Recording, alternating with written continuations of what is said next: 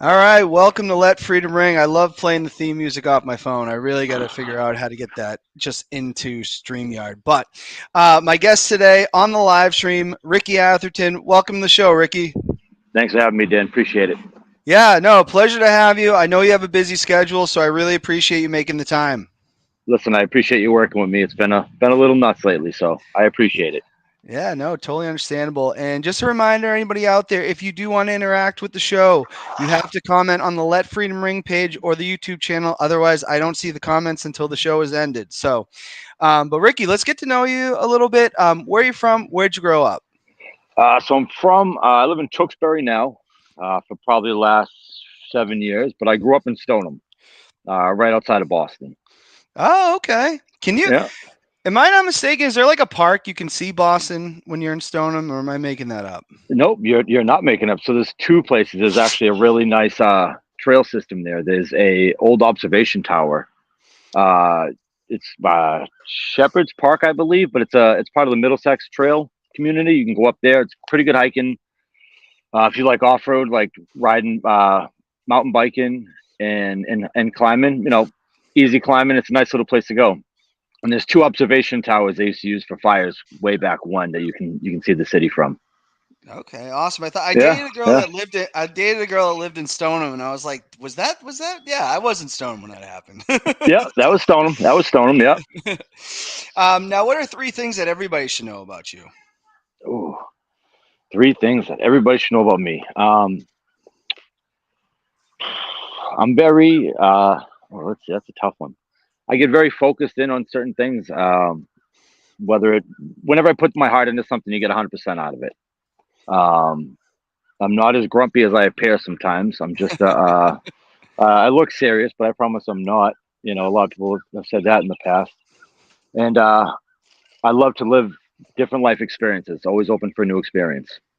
Awesome, awesome. Yeah, Yeah, I definitely thought, when I think I first met you, I was like, yeah, it's a pretty serious guy there. yeah, yeah. That's what my my wife often tells me that. And yeah, it's just the face. You know. Too funny. Yep. Um, but sticking with the theme of the show, which is Let Freedom Ring. I always say I should put that on a shirt. But want to know, what does it mean to you to be an American? Oh, I think America is a great country for opportunities.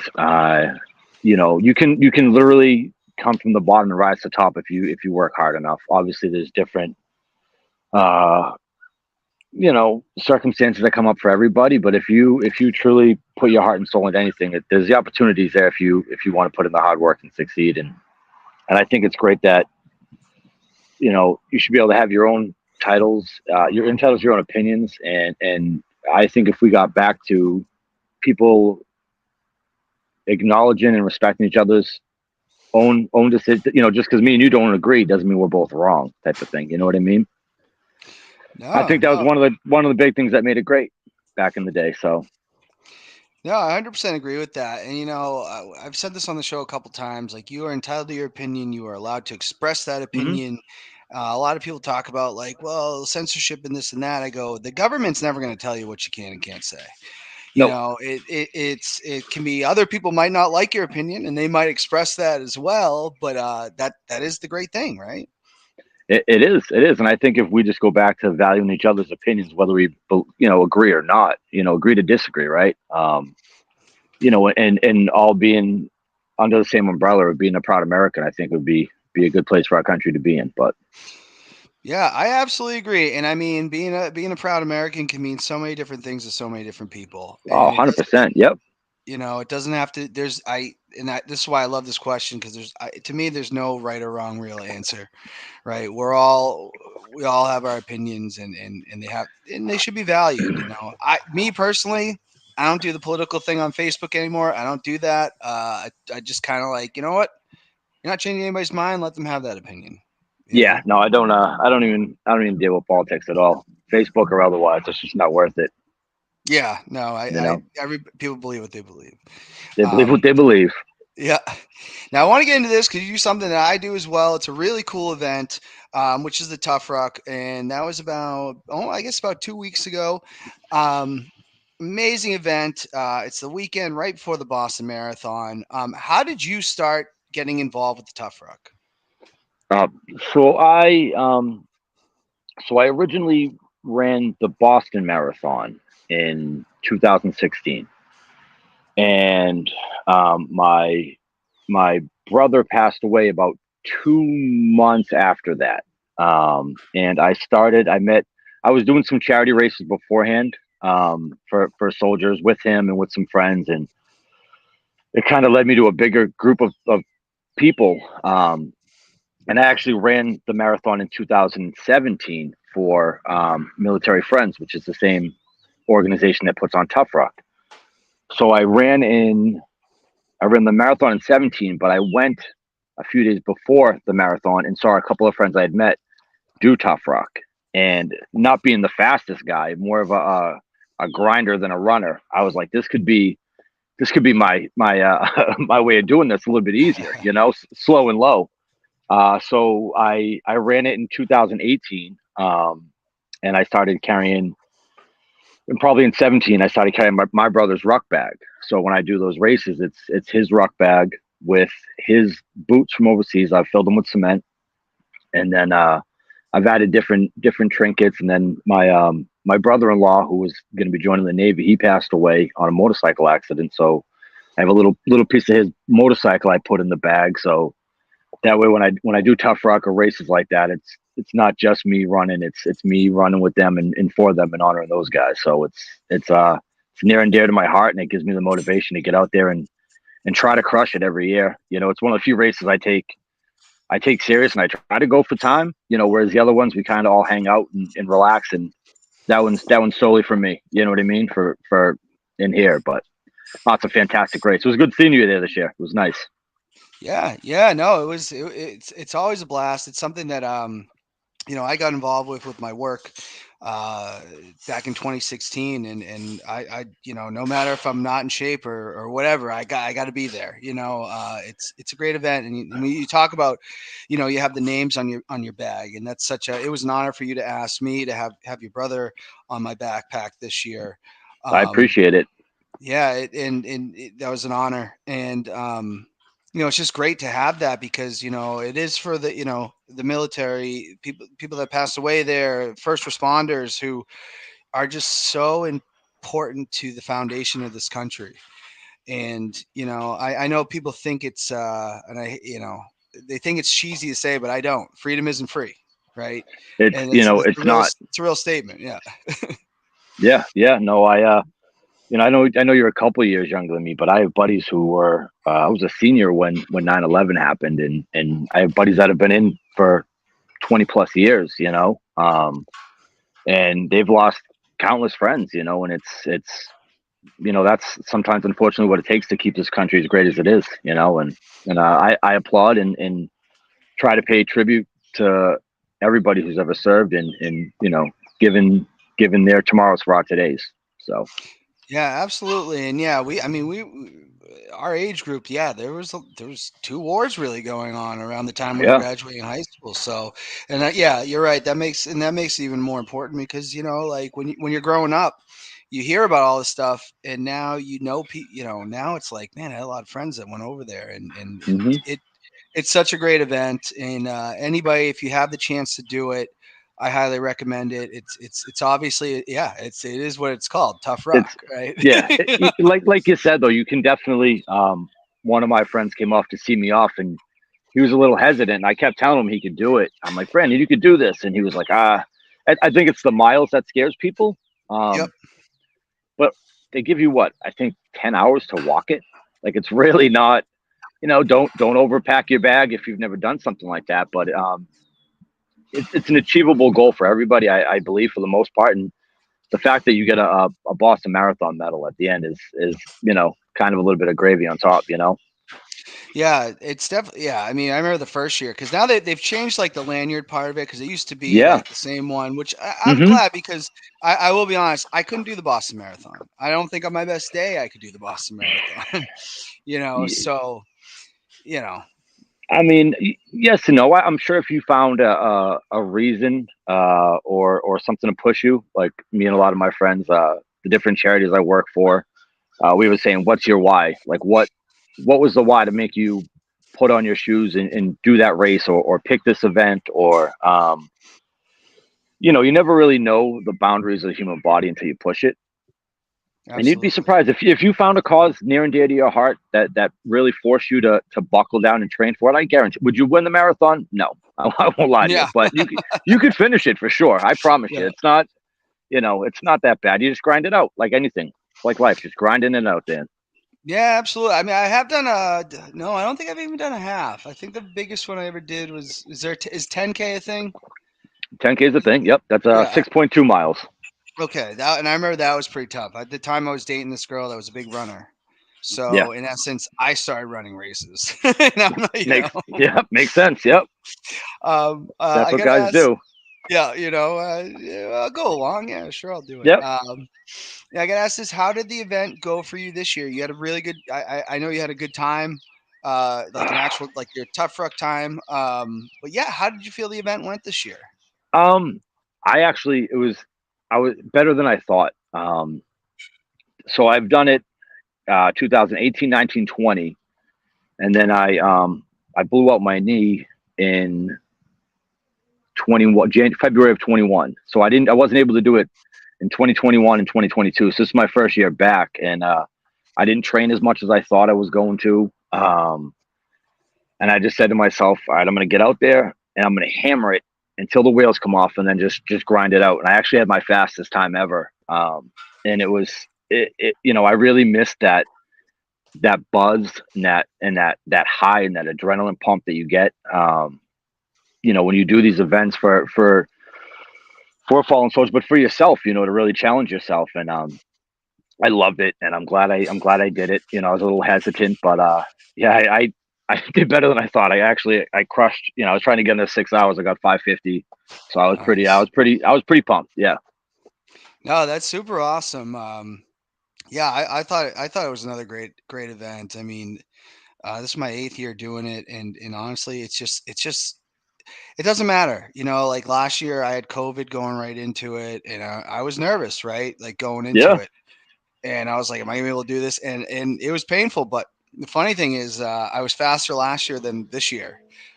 This was my first one, my first tough wrecking sobriety, right? yeah, yeah. Um, I got a lot. I do have a lot of stuff I need to do to get back into better shape, and I'm hoping next year, 8 hours would be happy for me. Listen, But you it's know, you strapping on the back and you get the pack and you're getting out there, and that's what's important. And you'd be surprised some the years that you 1 year I trained really hard. I did a lot of training runs with the bag my first year, and then the next year I just kind of ran without the bag, and I was about 40 minutes faster. So I think if you for that event, I think the key thing is not beating up your body while you're training. So do more training without the ruck. Just get your legs and your hips and everything else healthy and fast and quicker. Then you throw a little bit of weight on, and it's easier to go. So now you're running during it. Are you when you yeah, are? yeah. So Okay, I was holding up. It's a jog. It was about it was a like an 11-minute pace, not a okay, blazing speed, but it was a decent jog for probably the first 16, 16 or hmm 18 miles, and then the no training really kind of caught up to me around 23. I cramped up a little bit, but I think I still averaged about 13-minute miles this year. Which okay. I mean, again, I was just trying to go until the wheels came off, Dan, and people were sending me messages like "You're flying." My father-in-law almost missed me because he figured he had like 8 hours, and he called my wife and she said, "You better hurry. He's almost done." So yeah, it went well. But next year when you're training, try going no pack while you're training. See if it helps you out. Yeah, absolutely. And I did want to get back into the training and me personally, like I need to get, the best year I ever had was the year I was doing winter hiking every weekend. And man, did I feel There good you in the go. ruck. It was Yeah, it was yeah. unbelievable. Um, but yeah, no, always a great event. Always a good I love time. it. And I don't think, there's a lot of great causes and this is one of them. Um, I so very agree. enjoyable. Now I got to ask this. Because we have talked a little bit about it. You have done the Boston Marathon, and I Yep. only know about a handful of people that have done it. What went into your training to do the Boston Marathon? So, like you had never done a big race. I don't think. other than a Tough Mudder, I think was the biggest race I had done before that, which was about a 10 miler, but it was slow. It was up and down mountains. It was more of a hike, something if you enjoy hiking, you'd love. Oh yeah, I've done I did the Spartan Beast one year, and that was like a Yeah, hike all day. that's what I'm saying. Yeah. Those are fun. So I had done those. So I got with a buddy of mine, my buddy Ed. He ran in college, and he's a runner. So I got me and him signed up for the same charity. And we went out, and I ran 13 miles for about 8 weeks in a row. Well, I mean, I built up to it, over a couple of weeks, but once I got there, I just did 13 every weekend to where it felt like I did two, where I could so I knew I had 13 in the bag, and then I started just pushing it out. You just gotta really make that mental decision and make sure everyone in your life understands this is what you're doing. Because it consumes some time. You do it at night. You don't get to watch sports or sit on the couch and veg. You know what I mean? Miss softball games. You just got to go out and just grind it. But I got to tell you, it's a fantastic event. I got in great shape, so that was really good. I lost probably 35 pounds training. Oh wow. Okay. Yeah, I got down real light. I got down to about like 175, I think, that year. Hmm. And you know what? I learned how to run properly, which was nice. I knew to learn there was difference between fast running shoes and distance running shoes. I had never known. To me, I see running shoes. That's what I get. And I learned about body glide, which would come in handy for tough rucks and stuff like that, and diet and hydration. And yeah, it was interesting. I didn't respect running as a sport growing up. I'll tell you, Dan, it's when you set your mind to it, it's definitely there's technique and there's a lot of respect to runners. It takes a lot to get out there and run, no matter what the weather is. So Absolutely. Like what was the experience during the race? Like you see all this stuff. Like I don't know if you saw the video. ESPN posted it. There was a guy. He went into one of the yards and was dancing like on his way in the marathon. Like what's going through your mind during the marathon? Like what do you see? Like are you trying to catch people? Like what's like the whole experience during the race? So obviously, it's for people who are unfamiliar with how important Boston is. Boston's the most prestigious marathon in the world, hands down. There are people who, to qualify, they train for years. I mean, their lives to get into it. So when you show up, they drop you off. Usually, you have your ride drop you off in Boston at the Common, and you get bussed out. But they take like the long way. So you're in the school bus for like an hour and a half, and it feels like you're going much farther than 26. And in your head, you're like, this is gonna be really far, even though you know the distance. 26.2. You get to the runners village. It's great. So many people are there. Everyone's excited. It's hard to get going because it's so jam packed. When the gun goes off, I think this year they had 35,000 runners. Oh Um, wow. but once you get past like the first mile and people kind of find their own strides, and I don't know if you've ever even driven the course. It's very there's a lot of woods on the side of the road when you first start it. There's not a lot of spectators, but once you hit mile 2 and 3, it is nothing but spectators the entire time, and it is Oh, phenomenal. Everybody, there's people running in costumes. There's people running. We saw an older guy running with no shoes on. oh wow. Yeah, I mean, just an old timer, probably in his 70s, just banging along in his bare feet. So when you do a charity run, you're starting back anyway, so it's not the elites. It's not the cream of the crop, but it's for anyone who loves being a Boston sports fan and loves the idea of Patriots Day weekend. I recommend it to anybody who's able to do it. It is absolutely phenomenal. One of the better times I've had. And like I told you earlier, my brother was actually working security. He was a military police, and he was a firefighter. So he was working security at the marathon in 2016. He was at BC, and that's right when like the race. You're done with Heartbreak Hill. You're done with the hills, and you can start to see the landmarks. You know what I mean? And you recognize you're close. So there's a great picture I have of me and him. Oh Someone wow. snapped it for Uh, us at mile 21. I'm all trim and doing my thing, trying to get my act together, and he's being all really coming into his own as a young man. So it was a really nice memory we shared. And then I'll tell you, the Boylston, though, you hit 26 right as you go on to Hereford and you take the left on a Boylston. That's 26 miles. So you only have a little bit of Boylston, point two, but at that point, it feels like it's all 4 miles. If Yeah. the road just keeps going, feels like the longest road in the state of Massachusetts. But it's great. It's a great event. It really is. The people are fantastic. The whole route. So Oh no, that's amazing. Now, I know what it's like to cross in the finish line at the Tough Rock, which is, an amazing feeling. yep. What's it like at the marathon, like knowing how prestigious it is and just the fact you have been running for 26.2 miles?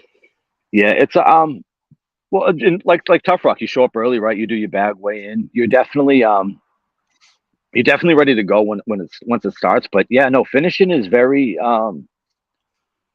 oh, it's a humbling experience. It really is, because you think about how much effort you put in. And again, I'm not fast. I grinded out at like a 4:30. I think was my fastest Boston.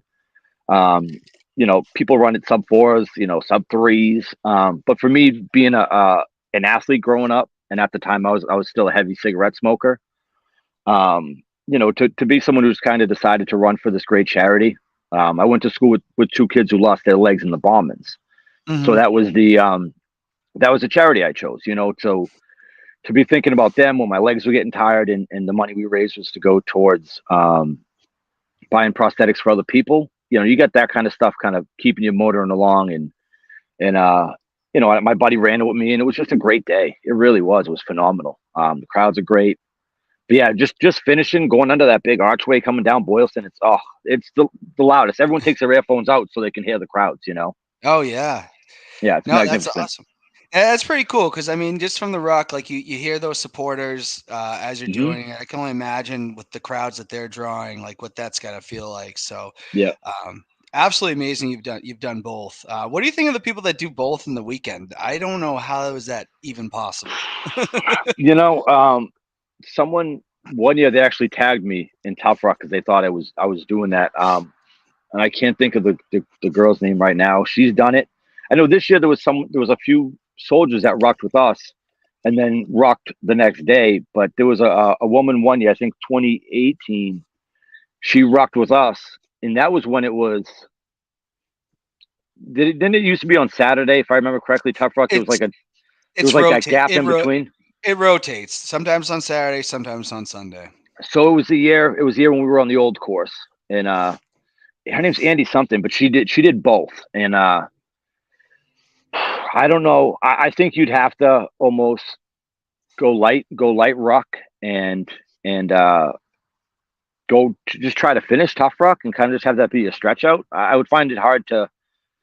I don't know. I don't know if I'd ever do it, but the double unicorn would be nice. We'll see. Yeah. I got a few more years in me. Maybe I'll give it a shot one of these years. But um, I can't imagine. I mean, you don't feel great after either of them. No. You're definitely sore and hungrier after the run in your legs, whereas tough ruck you kind of get beaten up all over, and your feet are sore. You know what I mean? But your quads take a good beating at the marathon. The first 8 miles are downhill, which usually gets people. They open up faster than they should. So, um, yeah, they're animals. I mean, I like to think down for some dumb things, but I don't know. I'm not there yet. I haven't done that or an Ironman yet. I haven't convinced myself to do, but Yeah, it's the first time I heard that someone had done that, I was dumbfounded. I was like, "How?" I know how I feel after a tough run. I can imagine yeah. running a marathon on top of I, it.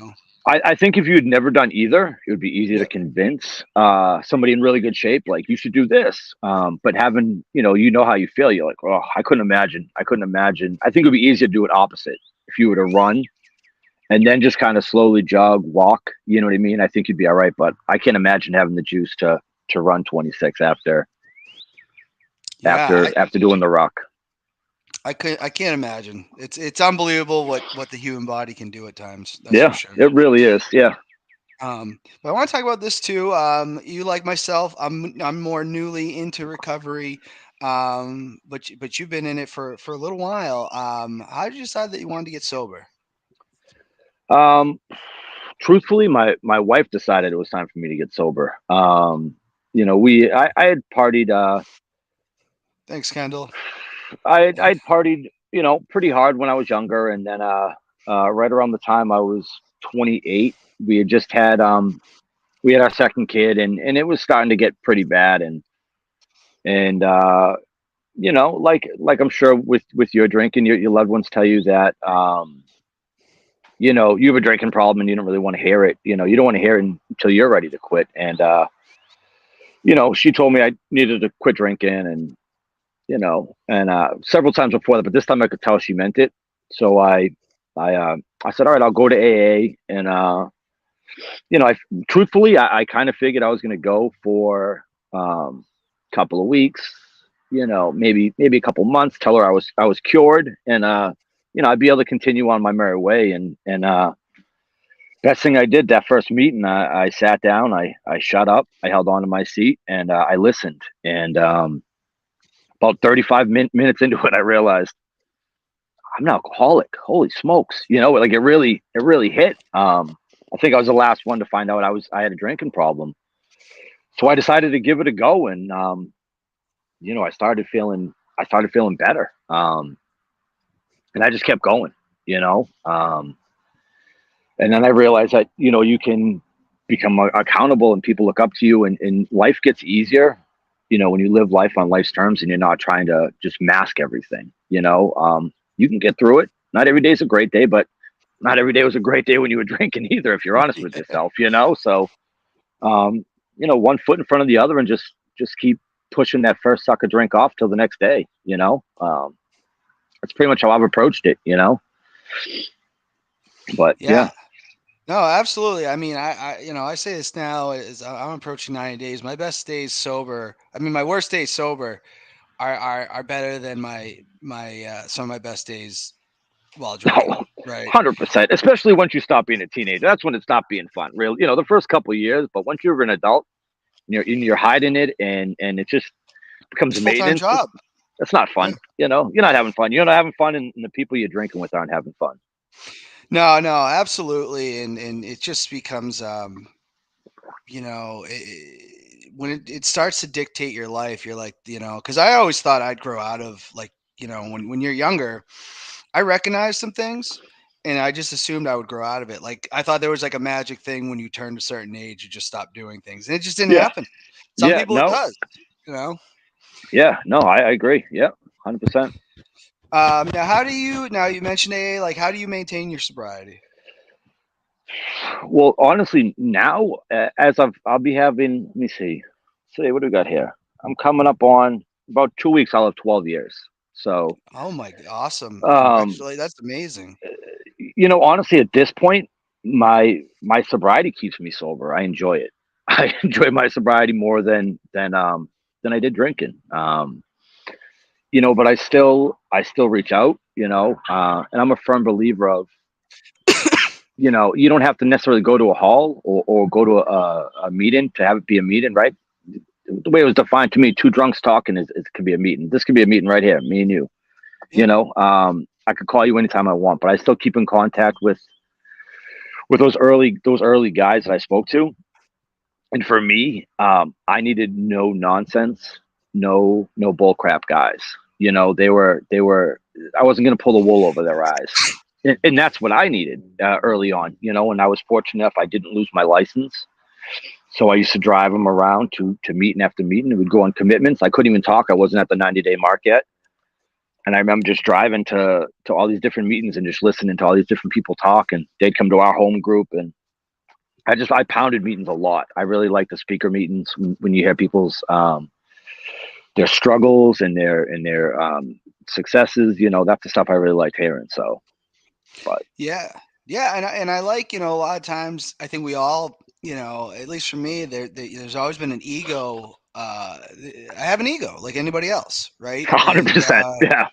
Um, but like to learn that you aren't as unique as you thought, or your alcoholism wasn't unique. Like there's other people in the same boat, Yep. and Yep. to hear the stories, you go, holy shit, yeah, Yeah. I know Yeah. exactly what you're talking about. Yeah. That's You that know? was the that was that first meeting. I had that holy shit moment where I was like, I'm an alcoholic. Just listening to them, the way they drank, and a lot of people drink, for the ego, but also with that is the insecurities, and Yeah. I heard early on from one of my buddies, he said, I'm no better than any guy in this room. but also nobody in this room is better than me. You know what I mean? Meaning Mhm. we're all right here, and that's in humanity. You know, you should always treat people like that on that same level. I think, and if I mean, some of the nice people I've met in my life have been in AA, and they're fantastic people, and they would do anything for you. Um, I still talk to a lot of those guys. Especially when I'm having a bad day, but you can just have open, honest, crazy conversations, and they don't judge you. Which I love. So Yeah, no, it is an amazing community. I'm definitely liking it, and it's what I'm finding too is that when I first the first like I called rehab like my protective custody, and I really did need that. yeah, I needed yeah, that, and some people don't. I think you can get sober without rehab, as obviously you did. But when people yep, ask me, I go, I couldn't break the cycle. There was just everything I had tried just didn't work because I had done the AA before. But you know what I think with me, I was very aware of the alcoholism. I knew it. yeah, I'm like, I know how to use yeah, Google. You know yeah, what I mean? But for me, like, going to AA and then being like, that was awesome, but I wasn't there yet. And then it'd be like, well, only one person even knows I was at this meeting. So, you know, yeah, yeah. yeah, That's why I think home groups are really important. Locking in yeah, with those people that call it. Dan, you coming tonight, right? We got a commitment in Londonderry or whatever. We got a commitment tonight at 7 o'clock. I hope to see you there. You kind of need that too sometimes. I think so. yeah, absolutely.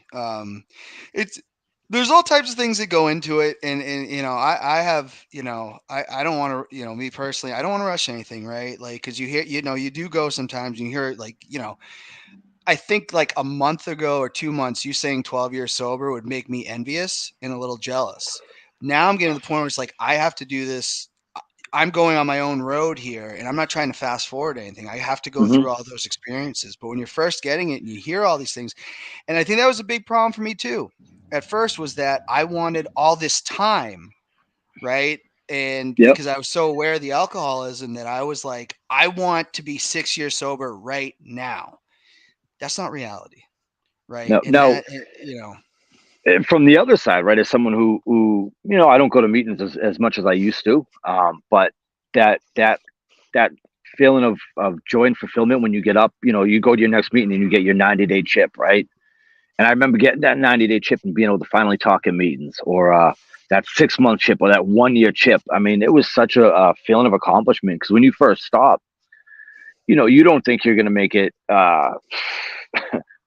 48 hours, never mind 48 days, 90 days. It's unheard of. You just don't think, it's not going to work for you this time or whatever. And so I remember that bright eyed, doughy feeling of being new in sobriety, and just how great it was, that first year or two. And then after year two, I was kind of like, oh, this is it, but then with that time in sobriety came much better things. I got healthier. I found other avenues to get into, and that really helped me too. Yeah, absolutely. I mean, I'm looking forward to everything that it brings, to be honest. But right now it's the small stuffs. It's not waking up like feeling like shit every morning, Right? and I really am waking up with that gratitude of you know, not every day is a good day, right? But I'm waking up, No. and my day's already better because I don't feel like shit. Yeah, you're you not know. hungover to start. You know what I mean? So you're already Yeah. ahead of the game.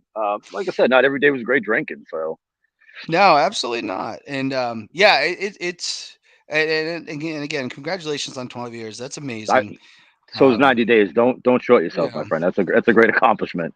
I'm pretty excited about it. And I tell people, and I've been this week, and it was a rougher week for me. Right, there were some certain things that were bothering me. Um, and what I've realized is like before. It's just, well, I was either already drunk or I would just drink it away, and it wasn't actually facing what was bothering me. And you can't really grow that way, and so I keep hearing the emotional sobriety piece, and I'm like, yeah, that's something I'm going to be working on as well. So Yeah, yeah, it's all good stuff, and you know what? It's good to be alive. So it is. It is. That's how you got to look at it. You got to be fortunate to have made it out the other side.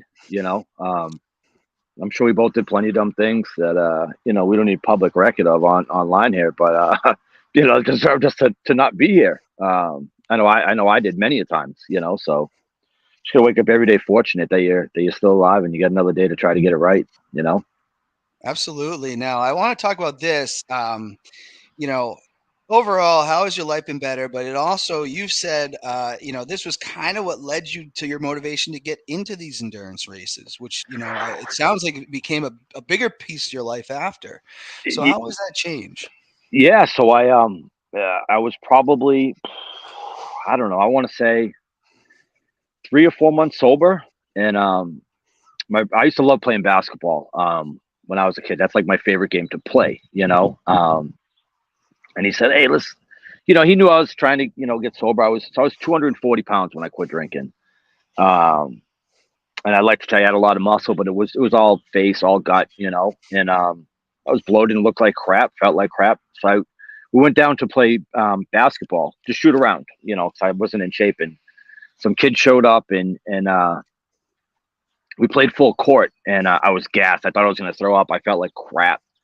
And then that ego, right? That alcoholic ego voice said, "You got to get together. You got to get in shape." So I started running, and then I did a 5K for one of my kids' schools, and I was like, that wasn't bad. So then I found Tough Mudder, and I reached out to the same friend who I reached out to run the marathon years later. I said, "Hey, we should run a Tough Mudder. I think that looks like a great time." And he said, "Absolutely." And we're talking about what we're going to do to train. And God bless him. He committed to it. He didn't even know what it was. He said, "What's a Tough Mudder?" After about 10 minutes of talking, and we started running hills, and we found out that when you're sober and if you put in the same amount of effort you did into drinking as you do into exercise and eating healthy and being a good role model, you can really do some amazing things. So we've just with sobriety, I think I put them hand in hand, and I lost a lot of weight right away just by running and not drinking and not poisoning my temple, as they say. You know what I mean? And I found out through whether it was the sadness and whatever that pushed me to drink, that feeling inside. If I took that and flipped it out into something positive, I still have that same burning grit, that focus, to really push my body pretty far. And we've done some pretty amazing things, me and my friends, to for just average people. We're not world class athletes here. You know what I mean? We're just normal dudes who have decided to do a lot of dumb things. We've done an overnight Tough Mudder, which was really cool. We ran it during the day with our race team, and Oh, we wow. carried like logs and chains, and then went home, ate, showered, and me and him went back and did an overnighter, which was really amazing. For the because of 9/11, so we do it's a 1,000 mile long journey. It's a week long. We leave from Boston. We go down to Ground Zero. Then we go out to Shanksville, Pennsylvania, and then finish at DC. And what that program was meant to do was bring runners, ruckers, motorcyclers, and bicycle riders together, right? Because veterans, they do all sorts of things. And me and my friend, we did about 372 miles that week between bike riding, running, and rucking. I don't ride a Oh, motorcycle, wow. but that just about every other leg I could do, we did that week. And if you had told me that while I was drinking, I would have thought you were out of your mind. And we just kept putting one foot in front of the other, which like just like sobriety. And yeah, I think I have like 14 or so Tough Mudders. Oh, wow. Okay. Yeah, I'll send you a picture after we get off my metal wall. I Yeah. gotta, but I get that rush though, that buzz, that humming feeling. Like I'm sure you were glowing all last week, right? The week before and the week after Tough Rock, you get that, whew, like that excitement feeling, Oh, that adrenaline absolutely. pump. So maybe that's a new drug. Maybe I switched out one for the other, but definitely a healthier choice. You know what I mean? And definitely wouldn't have been able to do the stuff I've done if I had kept drinking. It would have put me in an early grave for sure. So yeah, they led in nicely to one another. Yeah, no, no, absolutely. I mean, and that's the thing. Like, there's just it opens up other things. Hmm. Alcohol for me was taking things away because I was doing the sport. I did the Spartan races. I hiked all the 4,000 footers. I had all that stuff. But you know what I always did at the end was I would drink, and the Hmm. drinking became bigger. Okay, until the drinking became bigger than actually getting out hiking anymore, actually then doing Spartan races. It was in mine, I started eliminating one thing after another because I couldn't physically do it anymore. Yeah. I couldn't get out and hike without feeling like I'm gonna have a heart attack. Why are you gonna have a heart attack? Well, you drank 24 White Claws the night before. How do you expect that you're gonna hike a Yeah. mountain? You You're know living what I off mean? White Claws and pizza rolls. Not exactly Yeah, a healthy diet. yeah, exactly. So yeah, I definitely for me, I want to get back into that. I definitely like I miss hiking, and that was a big thing. Yeah. They when I was in rehab, talked about what's one thing you lost, and I said I did. I lost hiking. I haven't hiked since an actual like 4,000 foot since probably 2020. As things just got worse and worse, I couldn't do it anymore. Yeah. And yeah, you lose things, you really do. Or and that's the thing. You can gain them back, or you can gain new things. You know, Yeah. so It does. It takes it from you. Whether you give it willingly or not, it's going to continue to take and chip away at that pile of things you have. So. yeah, absolutely. And if me personally, just like I'm having a tough time because now it is softball season. Softball was a lot of my drinking story because it was, Hmm. it was acceptable there, and it became one of Yeah. the only activities I could still do. Yeah. Hey, So listen, you crack a bear at 8 a.m. on a Sunday at softball. No one even bats an eyelid. You know what I mean? no, It's really, it's normal. It's accepted. Yeah. No, it was weird at first because I definitely used to drink and play but you know those triggers. You know your limits, and hope your friends around you will support you and slap a white claw out of your hand if they see you going for it. yeah, they won't have to do that. I just, my biggest thing with softball now, I have to find out if this is something and I think we got a Sunday morning team. I'm really excited about that. I need to Yeah. find out if this is a passion of mine that I still have, and it might not be Yeah. this year, you know what I mean? But Yeah. that's a whole nother story. I want to ask you this You're though. competitive. You're Yeah, competitive. You'll enjoy playing softball still.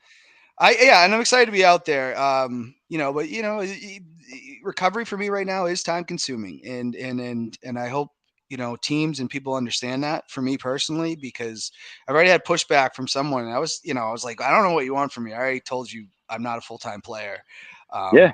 but I want to ask this though. What would you tell someone that it feels that might be listening to the show? Because I will be quite frank, I had done shows while I was in my height of my alcoholism I did sober episodes. I had heard stories. I was following stuff online where I was like, man, I really wish I could just get it together and get the help. But, I had to get past some things. Would you tell somebody that might be seeking help? Like, where would you tell them to start?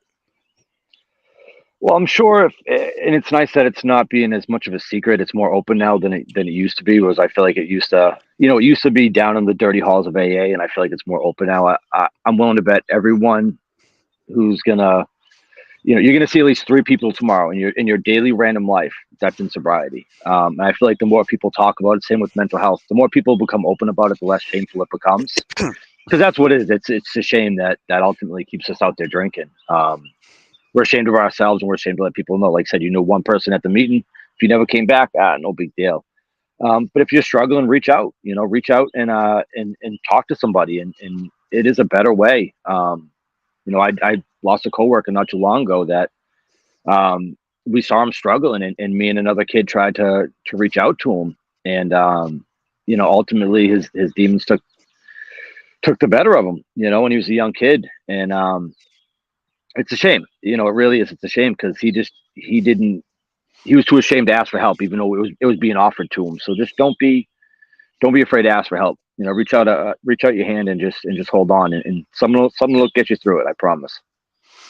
No, no, that's good advice, and I appreciate what you're saying. That it is more open now because I have noticed that I'm glad I'm living where I in the time that I am now because I think there is some old school mentality that is still out there that like people need to hide in the shadows on this stuff, and I I know personally like because a lot of people like they get people are like patting me on the back. They're like you went public with that takes a lot of stones. I go, you don't understand why I did it. That was accountability for me. Like when I put it As out there, as it's it should be. accountability for Yeah, me. that's good You though. know, you know. That's fantastic. And that's what you should do, right? Because you know what kind of a drunk you are, and what's going to keep you honest. And people looking at you, you need that, and that's good. That's what you need. Yeah, absolutely. And and I have seen things like someone on Facebook the other day was like making a made an A joke, and and I kind of read it, and I was like, man, I'd love to punch this guy in the face. And I kind of thought about it. I was like, that's your old school mentality. Yeah, Who cares what that person says? yeah. And that's something that I'm learning for sure. It took quite a few years to get a hold of that rage monkey that's out of my shoulder. That inner demon. Or I used to have friends that would get mad. If we went to someone I didn't know's house for a cookout or something, and someone would offer me a beer. I had buddies that would be like, "He doesn't drink." I'm like, "It's okay, but they don't know. If you don't know, you don't know." But they acted like they were trying to sabotage my sobriety, and you know, um, not everyone. Some people can drink a half a drink. I've never had a half a drink of anything in my life, so Same. um, yet so as crazy as it looks, as I look to them for drinking 12 of them, I think they're crazy for having a half of one. So I guess it's all in where you're standing. Yeah, and that's absolutely, and like we say, like everybody's gonna have an opinion on everything, and everybody's different, and really all you can do, and this is something I think anybody has to learn in life, all you can control is what you do and No, how that's you it. react to things. Hmm. And it's something I always believed in, but was the execution there? I don't think so. I don't think it Yeah, was. yeah. No, I agree. I agree. So no, but awesome. I want to get into some top fives here because I have two segments here that I really, really enjoy. Okay. Um, we like to do this because I'm a big movie guy, love movies. Do you have a top five favorite movies? Oof. I guess it would have to depend on the mood I'm in. Yeah. All right, well, so why don't we'll do top five movies I'll leave on if I'm going through them. You know what I mean? Okay. Remember the Titans? Can't scroll Yep. past it. Phenomenal movie. Me and one of the kids on our Sunday team, we used to watch it the night before the season opener, and we'd text each other left side, strong side. We try to get all amped up. That was when we were young. We used to play on the left side of the outfield. Now we're like second base and catcher. But love Remember the Titans. Shawshank Redemption, phenomenal Oh movie. yes, Bull Durham. Um, my favorite baseball movie. oh, so underrated. It's fantastic. Um, let's see. Gladiator is a great movie too if you're trying to get a little inspirational. But I mean, I got kids, so I mean, I'd be just as happy if you threw the Little Mermaid on a Frozen. Yeah. So and I got a 17-year-old and a 12-year-old, so I'm good with anything. But yeah, those movies I definitely have a hard time scrolling by. Forrest Gump, I mean, you know, but I like The Godfathers. I like a lot of movies. You'd be surprised. Big genre. Yeah, no, same here. You mentioned a lot of some of my because I recently did a top 100 my favorite movies of all time, and Remember the Titans was definitely on there. Bull Durham was Yeah, on there. yeah, Shawshank was on there. yeah, Um, yeah, love movies, and yeah, yep, that's a good list. And anything, it's funny because The Godfathers, I don't remember exactly where they fell, but that was hard for me. Like I like the Godfather movies, but I have to admit, I like Goodfellas and Casino better. I don't know. yeah. For Yeah. single standalone movies. Yep. Now they do a different version of The Godfather where, because two kind of jumps. Yep. They do like a special edition where they start with Robert De Niro as a young Vito, and they run it chronologically rather than having to jump. And it was all right. I watched that once. Not part three. Part three could be taken off the table completely, but one and two were good. Yeah. No, those are classics. They just they are time consuming. They are long. They To are. me, because it was number two on my list. Goodfellas is my favorite, definitely my favorite mob movie. Oh, It's just Goodfellas is phenomenal. Again, Casino, they're right there for me. yep, Depending on the mood, you know what I yep. mean. You know, one day, depending on one or the other, I can put one or the other ahead of each other. But I agree with those two. Now I want to ask this because we like to ask softball players on the team some softball questions. Okay, Stir up a little controversy here. If you were to say in the area, Southern New Hampshire, let's what is that? Southern Massachusetts? I don't know. Whatever part of check Massachusetts. Merrimack Valley. Merrimack Valley. Who would you Yeah, say yeah. in the area, and it could be male or female, are the top 5 players that you've noticed in the last couple years? Ooh, top 5 players. Well, I haven't played much the last couple of years because of COVID and my blown knee. But on my team or against? It could be anybody that you've seen that just stuck out to you. Okay, okay. Always Emilio Ramos. I've been playing with and against him for years. I love E. He's a great kid, phenomenal talent. Um, I think if he really took it serious, he could make some runs at some world teams. I don't play a lot of serious ball anymore. I enjoy being more laid back and casual, and I don't know if that's because my intensity is more on the racing. But uh, who's good? Amadeus Jackson's really good. I played with him last year. A guy named John Carter. I don't even know where he's from. He played on the Pelham team. Okay. Big, huge guy with a great mustache, a softball mustache. You know what I mean? And just hit seeds. Played against Tyler Whalen a few years ago over in Lowell. He was really good. We lost to his squad. But I enjoy my guys. I enjoy my Ryan Goodrow, who's out right now. I hope he gets healthy soon. And even like one of the better times is like we played in that tournament for charity against Brockton Fire. Like that was a blast. Like Greg Kelly's a Yeah. great ball player. So when you get around, you see a lot of really good ball players. So you're a heck of a ball player. I hated pitching to you last year because you're really hard to get out. That little slap of yours is tough. So it depends what you're looking at for what you want from your team. That's a good point. Yeah, because there's all different. It's a team game, so it all depends on Yeah, yeah, who.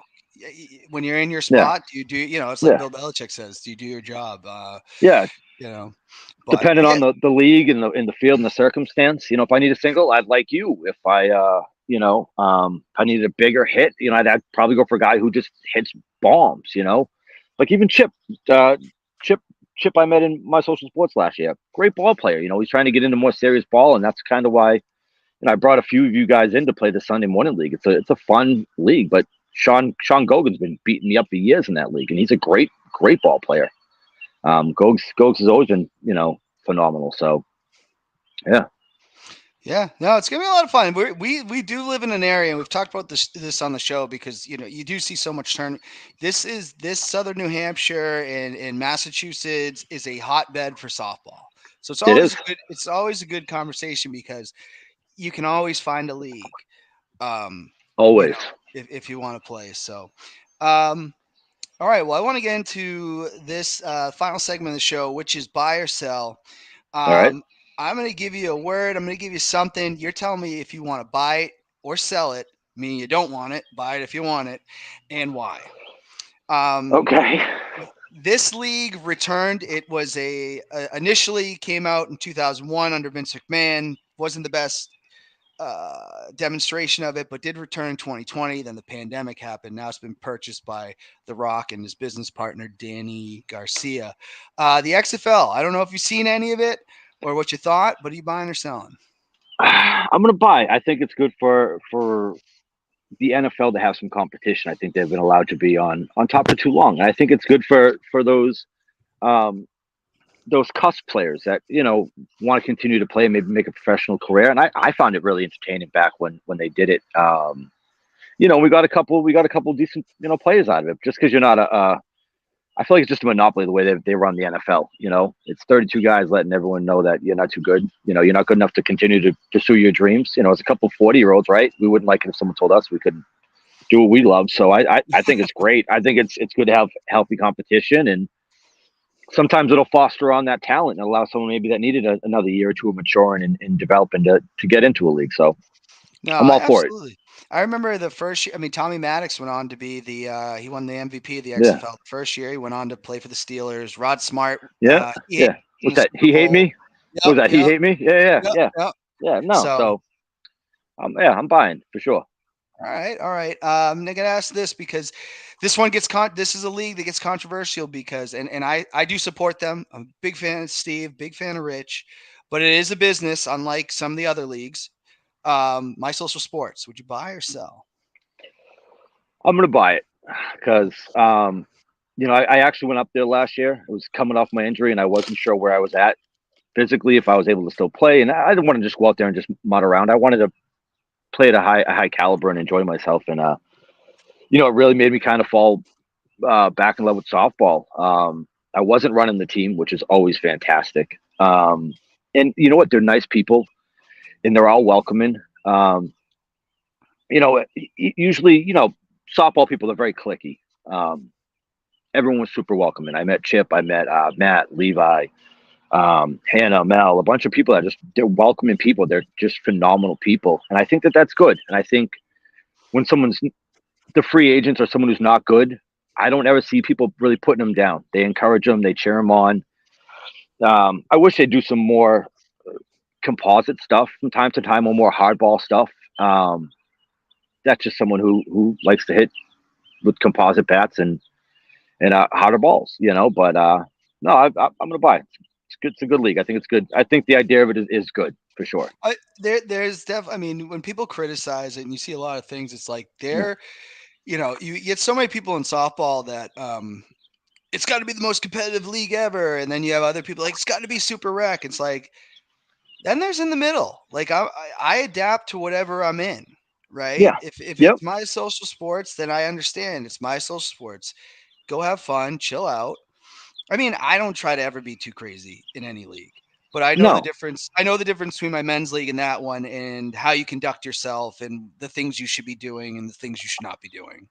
100%. But I feel like sometimes the players in my social sports don't get the proper nod they should. There's some really good ball players up there, and um, I think maybe that's because it is mush ball, quote unquote, and people don't take it serious. But there's some really really good ball players that play up there. And I didn't really know much about it. It was kind of like a ha ha ha, being out like from the Manchester area. I live 40 minutes south. Um, I was shocked. It was really really fun and competitive, but not a lot of assholes, which is really nice. Yeah, No, no, not too serious, but still serious. yeah. No, I thought that I forget what night of the week it was, but we were having fun in the lights. Like I started playing softball when I was 20 at Plymouth. No, I was 20 at Plymouth State. And when I graduated college, the first thing I ever found, it was called New Hampshire Sports and Social Club at the time. And that was the first thing because yeah, Google was a thing even when I was that young. But that was the first thing that came up, right? And they weren't hit. The squish ball wasn't a thing at the time, but I don't know if Manchester's always been different because I started in Nashua. But it was the first thing I found that led to all the other softball that I eventually did find. Yeah, yeah. So, buy or sell returning your shopping cart. Oh, come on, you got to return it. I'm definitely buying. I'm not a communist. What Yeah, kind of recklessness is that? Yeah, I return other people's cards sometimes. it gets frustrating. It's the little things in life, Yeah, guys. there's But nothing worse when you think you got an open spot and you're pulling in and then there's a cart there. You know what I yeah, mean? yeah. Oh, No, I agree. There was one time I was going to Market Basket on my lunch and I was in a rush and I two parking spots I tried to pull into shopping cart. yeah. Um, That'll cause you to have a bad day. You know what yeah, I mean? absolutely. I gotta ask this. There's a push right now. We had Nick Lavalle on the show. There's a big push to make Manchester, New Hampshire, the chicken tender capital of the world. Are you buying or selling chicken tenders if you were at a restaurant? So I'm fortunate. I'm gonna buy because my daughter loves chicken tenders, and but she doesn't finish them, so I get to eat them. So it works out for me. I get a big appetite. She doesn't. I love chicken tenders. Yeah, absolutely. Who doesn't? You know. This is probably a slam dunk one for you. Tough Ruck. No, but buying all day. I wish they would do it 3 times a year. You know. I wish they would allow more people in, or even I like that they switched up the course this year though. Even Yes. though it was more pavement, my joints probably didn't appreciate it as much the next couple of days, but I did miss seeing each other. Like me and you didn't really see each other, whereas at the It's old true. course, we would have seen each other 4 times. Yeah. Because we've Yeah. definitely done that race twice together, not knowing each other, but we've gone by each other at least 8 times. You That's know? actually it's funny bring that up because Bud Olette, who does it on my team for it, he Hmm. shared a picture this year of his daughter high fiving you and Yeah, that picture was from years ago. So that was yeah, before I ever knew you, and I was yeah, like, oh my god, that's Ricky right there. yeah, Like, you know. yeah. It's a small world. So Chip actually, so a picture like a small world thing. So me and my buddy Joe took a picture right before Tough Rock started, and he's one of the photographers. He was in the camo shirt. So someone said, "Oh, that guy took a photo of me. Can you? Does anyone know who he is?" So I tagged Joe. Well, Chip Richards saw it. Chip and that kid Joe grew up together. So Oh like really? it's just a crazy small world, you know. Joe's my buddy and Chip's my buddy, and now I'm friends with both of them, so that works out. Decent dudes. It is a But small world. Everybody's connected. There's sometimes I'm on Facebook. I'm like, how does that person know that person? I know them from yeah, two totally different walks of life. You to- know, like opposite ends. Yep, yeah. yep, yeah. We've Wild. asked this on the we've asked this on the show before. I got a soup as a cereal labeled as a soup. Buying or selling that? I don't even know what that means. I'm gonna sell it. What do you soup? People, there are certain people that classify cereal as a soup. Absolutely not. Yeah, I'm with you on that. Yeah. I find that Uh, it's a question going around. Cream of wheat or oatmeal. You can make an argument, but cereal, absolutely not. Yeah, I'm with you. I think for it to be soup, it's got to have. It can't be. I don't know. What am I looking for? Can't have It's got to be hot. marshmallows. Yeah, yeah. It Yeah. can't be sweet. Yeah. Yeah. I agree. 100%. Last one, buy or sell. Chip, former guest of the show, Chip Richards. I'll buy it all day. What a great guy. You can't find a better guy than him. I'm telling you. I enjoy seeing him every week in up at my social, and I look forward to getting him and a couple of the other guys down to Lawrence and playing some hardball because I just want to hang out with them. They're great guys, and I think they're going to bring a lot to the team. But yeah, what a great guy! A fantastic hugger too. He loves to hug that one. Awesome, awesome. Well, I am excited for this weekend that we'll be playing in Lawrence. But yeah, any final thoughts, Ricky? I really appreciate you making the time. I appreciate working with me. Like I said, the work schedule's been a little all over the place, and coach my daughters lacrosse. So I appreciate you working with me. I wanted to be in studio, but this was a good time. Should do it again. Yeah, we'll set up. Maybe there'll be a better time. We'll have you come down to the Yeah, studio and go from yeah, there. But all absolutely. right, all right. Well, everybody out there, have a wonderful weekend. We'll be back in studio on Thursday with Mike Hollow. But yeah, again, have a great weekend. Until next time, let freedom ring. Appreciate it. Thanks, Dan. Thanks, Ricky.